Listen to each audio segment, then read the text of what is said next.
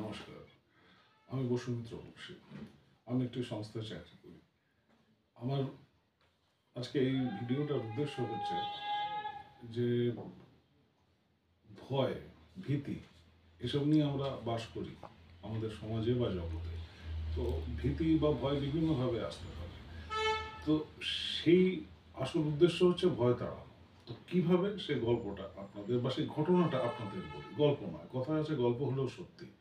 শুনলে গল্পের মতনই লাগে, কিন্তু আসলে একদম তিন সত্যির এক সত্যি।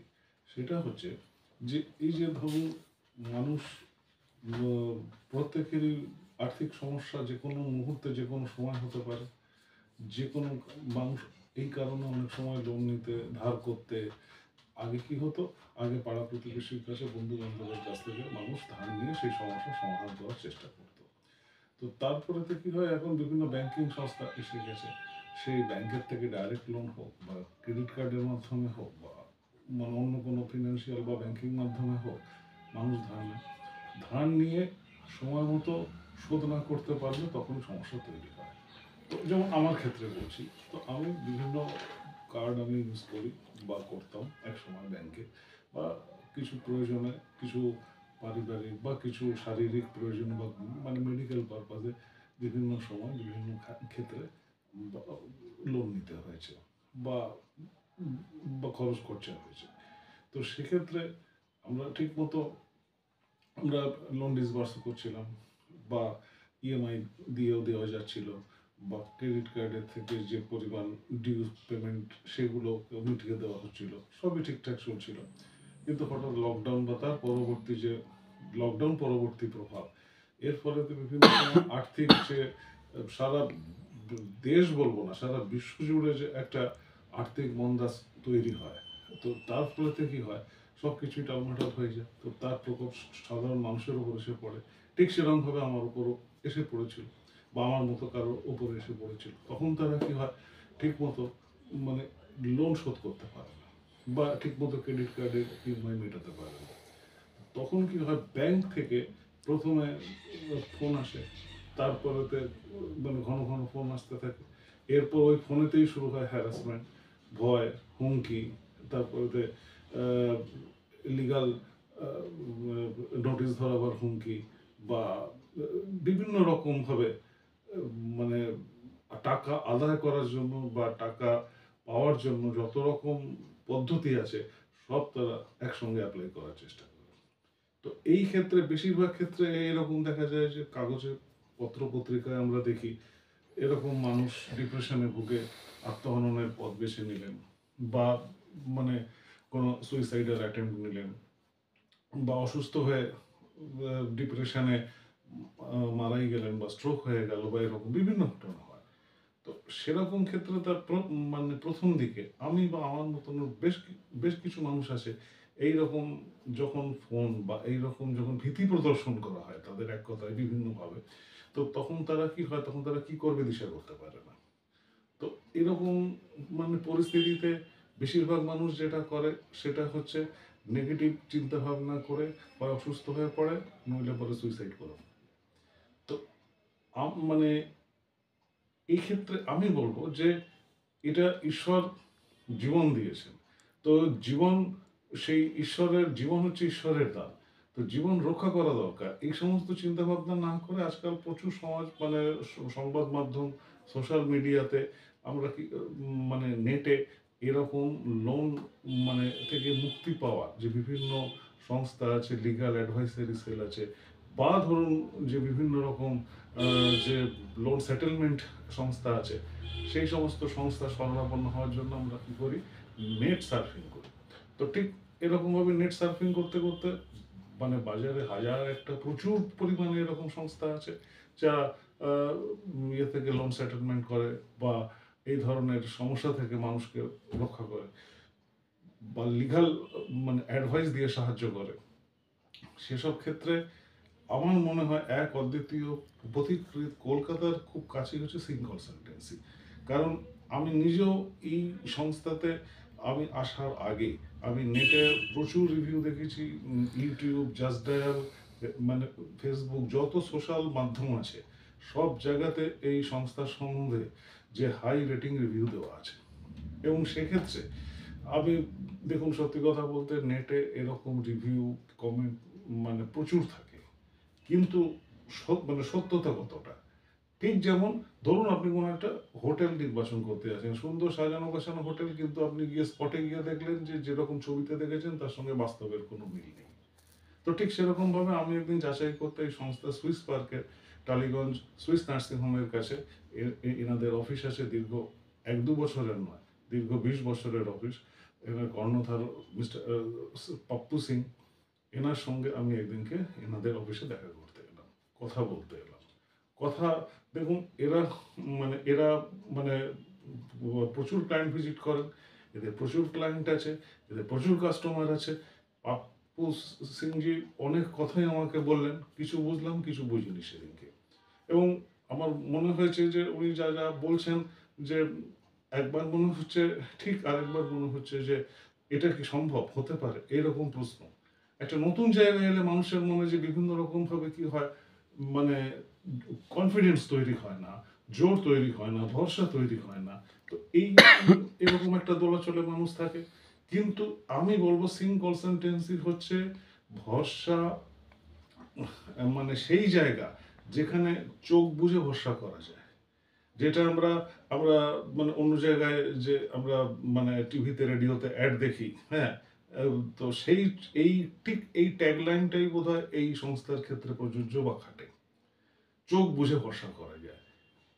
এবারে কেন এই কথা বলছি আপনারা মনে করতেই পারেন, হ্যাঁ, যে ভরসার কি দেখলেন, ভরসার কি হলো? তো এরকম বেশ কিছু লোনের ব্যাপারে, যে বিভিন্ন ব্যাংক বা বিভিন্ন পার্সোনাল লোন বা ক্রেডিট কার্ড এ সমস্ত সংক্রান্ত ব্যাপারে আমি ওনাকে সব বলার পরে উনি সব শুনলেন, শুনে বললেন যে আপনাকে কিছু করতে হবে না, ব্যাংক বা রিকভারি সেল এরা থার্ড পার্টি, এরা ডাইরেক্ট ব্যাংক না, আমরা আপনাকে সব রকম আইনি সহায়তা দেব, সব রকম ভাবে সহযোগিতা করব, 24x7 আমাদের টিম আপনার সঙ্গে অক্লান্তভাবে মানে থাকবে বা কাজ করছে আপনাদের জন্য। যে কোনো রকম কিছু লিগাল নোটিশ, যে কোনো রকম কিছু হোয়াটসঅ্যাপ, ইমেল, সব কিছু আমাদের শেয়ার করবেন এবং আমরা আপনাকে মানে সব সব রকমভাবে সহায়তা দেবো, সব রকমভাবে হেল্প করার চেষ্টা করব। তো প্রথমেই দিনই উনি কিছু, আমি যে ওনাদের যে দায়ভার দিয়েছি তার কিছু অথরাইজেশন দিলেন এবং বললেন যে আপনি একটা কথা মনে রাখবেন, টাকা আপনারা ব্যাংকের থেকে, আপনি বা আপনারা যারাই হোক, টাকা আমরা ব্যাংকের থেকেই নিচ্ছি। তো ব্যাংক এদেরকে নিয়োগ করেছে টাকা আদায়ের জন্য। এরা যত ক্লায়েন্টের থেকে টাকা আদায় করতে পারবে তত এরা এদেরকে মানে একটা মানে কি বলবো, টার্গেট আছে, সেখান থেকে কমিশন, প্রমোশন সবকিছু এই টার্গেট রিচিং এর উপর নির্ভর করছে। টার্গেট যত ক্রস করতে পারবে তত এদের মানে লাভ। তো সেই ক্ষেত্রে এই অ্যাসপেক্ট থেকে এরা বিভিন্নভাবে যেন তেন প্রকারেণ ক্লায়েন্টের থেকে, পার্টির থেকে ভয় দেখিয়ে নরমে গরমে টাকা আদায়ের চেষ্টা করবে। আপনারা কিন্তু ভয় পাবেন না। আপনারা কি করবেন, আমাদের সঙ্গে যোগাযোগ রেখে চলবেন। এছাড়া আমরা সব রকম মানে আমাদের যা আইনগত যা প্রসেস আছে সব কিছু আমরা করব, এবং শুধু করবই না, তার কপিও সব আপনাদের দেব, আপনাদের আপডেট মানে পেয়ে যাবেন আমাদের থেকে। তো প্রথম দিন আসার পরে উনি এইগুলো বললেন, যথারীতি ফোন ব্যাংকের তো মানে সকাল 8টা থেকে শুরু হয়, সন্ধ্যে 7টা 7:30 অবধি বিভিন্ন সংস্থা থেকে ফোন আসতে থাকে কবে, হ্যাঁ। তারপরে দু একটা ফোন তার মধ্যে রিসিভ করলে পরও এরকম কেউ ভালো কথায় বলে, কেউ মানে হুমকি দিয়ে বলে ইলিগাল নোটিশ ধরা হবে, এটা করা হবে, সেটা করা হবে, এই আপনার বাড়ি রেড করা হবে, অফিস রেড করা হবে, অফিসে এরকম সমস্ত বলা হয়। তো প্রথম আমার সংশয় ছিল, ভয় ছিল, কিন্তু তারপরে তো সেকেন্ড টাইম যখন এলাম, ওনারা সমস্ত পেপার্স দিলেন। পেপার্স মানে পুরো লোনের বিবৃতি সমেত, ডিটেলস সমেত, কত কত টাকা লোন নেওয়া হয়েছে, কবে লোন নেওয়া হয়েছে, কি করা হবে না হবে, যাবতীয় সব কিছু ওনারা ডাইরেক্ট ব্যাংকের সঙ্গে যোগাযোগ করেছেন। শুধু তাই না, এই চিঠির কপি রিজার্ভ ব্যাংক অফ ইন্ডিয়াকেও দিয়েছেন। এবং মানে তার মানে bank of father, reserve bank, সে সব কিছু তাদের অবগত, সব কিছু তাদের নোটিশে আছে, প্লাস ব্যাংক জানে, এরপরেতে আপনারাই বলুন যে থার্ড পার্টি কি বললো না বললো, এবং এই থার্ড পার্টিগুলো কোনোভাবে আপডেট নয়। এই যে ব্যাংকে যে এনারা আগেই প্রসেস করেছেন, রিজার্ভ ব্যাংকে চিঠি দিয়েছেন, তা সত্ত্বেও ফোন আসে, তার মানে এরা আপডেট নয়। এরা যদি আপডেট পেত তাহলে এরা থেমে যেত, কিন্তু এরা তো তা করছে না। এদের কাছে, তার মানে ব্যাংক এদেরকে কোনো তথ্য দেয় না, শুধু মানে, এবং আপনারা লক্ষ্য করে দেখবেন, আপনি ধরুন ক্রেডিট কার্ড যখন ডিউ থাকে, এরা পেমেন্ট করার পরও এদের থেকে ফোন আসে যে টাকা দিলেন কিনা, এবং আপনি যেটা বলবেন, যদি বলেন যে হ্যাঁ দিয়েছি, তখন এরা হয়তো বলতে পারে যে ট্রানজেকশন আইডি দিন। তার মানে কি, ব্যাংকে আপনি টাকা দিচ্ছেন, ব্যাংক যদি এদের নিয়োগ করে, ব্যাংক তাহলে সঙ্গে সঙ্গে জানাবে যে এই লোকের পেমেন্ট হয়ে গেছে, এই ব্যক্তির পেমেন্ট হয়ে গেছে, কিন্তু আর ফোন করবেন না। কিন্তু তা তো হয় না, আপনি যতক্ষণ না মুখে বলবেন ততক্ষণ এরা আপডেট করে না। মানে আপনি যেটা বলবেন সেটাই হবে, আপনি যদি বলেন হ্যাঁ দিয়েছি তো দিয়েছি, যদি না বলেন তো না। তো তার মানে এরা কতটা কমজোরি, এই থার্ড পার্টি টিম, বোঝাই যাচ্ছে এখান থেকে। তার থেকেও যেটা ব্যাপার হচ্ছে, যে যে মুহূর্তে এইগুলো হচ্ছে পাওয়া গেল, এই রিজার্ভ ব্যাংকের যে কপি বা রিজার্ভ ব্যাংকে যে নোটিফাই করা হয়েছে, আপনিও জানলেন, ব্যাংক জানলো, এরপরে তো একটা নির্দিষ্ট সময় পরে এর ভিত্তিতে সেটেলমেন্টে বসা হয়। কিন্তু এখানে থার্ড পার্টির কোনো ভূমিকা নেই। তাহলে এবং এই মানে সেটেলমেন্ট হওয়ার পরে যে সব টাকা অ্যাট এ টাইম আপনাকে দিতে হবে তাও না। আপনার যেরকম হাতে টাকা আসবে, সময় সুযোগ মতন আস্তে আস্তে আপনারা মিটিয়ে দেবেন, যথেষ্ট সময় পাবেন সেক্ষেত্রে। তাহলে আপনাকে চোখ রাঙানি, ভয়, হুমকি এসবের মধ্যে থাকতে হলো না। আজকে সকালবেলা ঘুম থেকে উঠে যে ব্যাংক আজকে ফোন আসবে, ব্যাংকের থেকে কি করে ফেস করব, ব্যাংকের থেকে লোক বাড়িতে আসবে কি করে ফেস করব, সুনাম নষ্ট হবে, সবাই জেনে যাবে, এই ব্যাপারটাও নেই।